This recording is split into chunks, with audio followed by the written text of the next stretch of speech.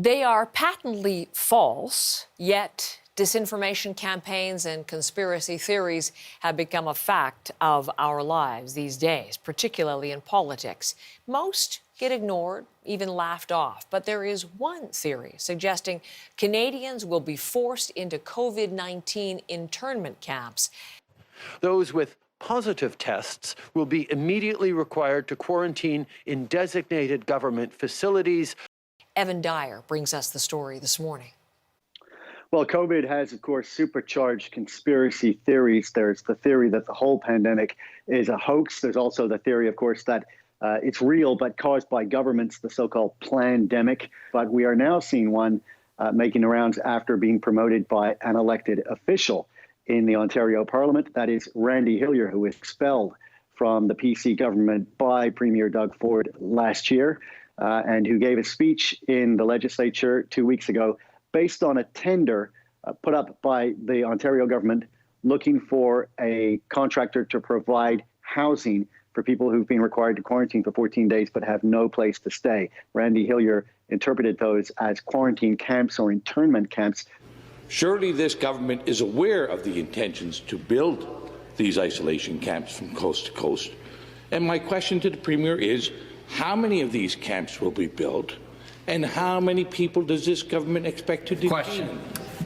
Now, in the 2 weeks since that question was asked in the Ontario Parliament at Queen's Park, we've seen it circulate on a number of fringe and not so fringe news websites in Canada and the United States, and also appear in YouTube videos. And other Canadian politicians are now starting to hear about it from their constituents. One we spoke to was Charlie Angus of the New Democratic Party, who's been very active in campaigns against social media disinformation even before the pandemic, is a member of an international parliamentarians group aimed at reining in disinformation on social media platforms. I just think it's really a disgrace that people use their position, a public position, to spread falsehoods.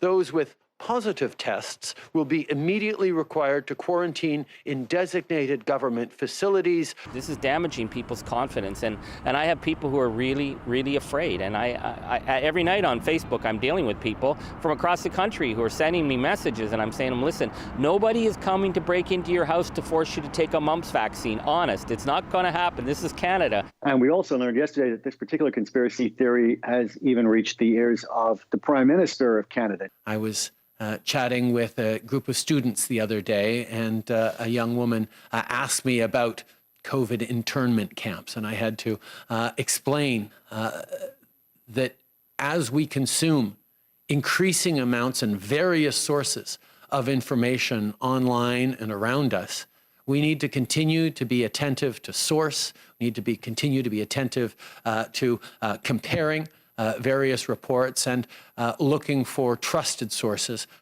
Experts on disinformation are really more frustrated than surprised to see this particular theory making the rounds, because they say the pandemic has supercharged conspiracy theories, which already, of course, have enormous platforms through social media, but have rarely traveled as far as they are traveling in the year 2020. Evan Dyer, CBC News, Chelsea, Quebec. As part of this effort, the Government of Canada has committed to work with the major airlines on the future relationship between testing and quarantine requirements. This will enable the safe, gradual return to international air travel grounded in science and evidence.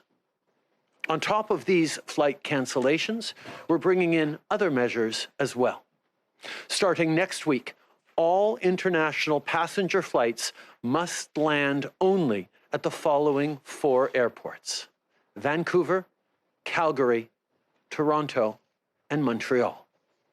In addition to the pre-boarding test we already acquire, as soon as possible in the coming weeks, we will be introducing mandatory PCR testing at the airport for people returning to Canada.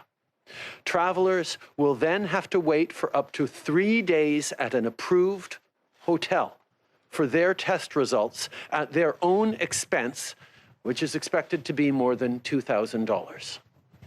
Those with negative test results will then be able to quarantine at home under significantly increased surveillance and enforcement.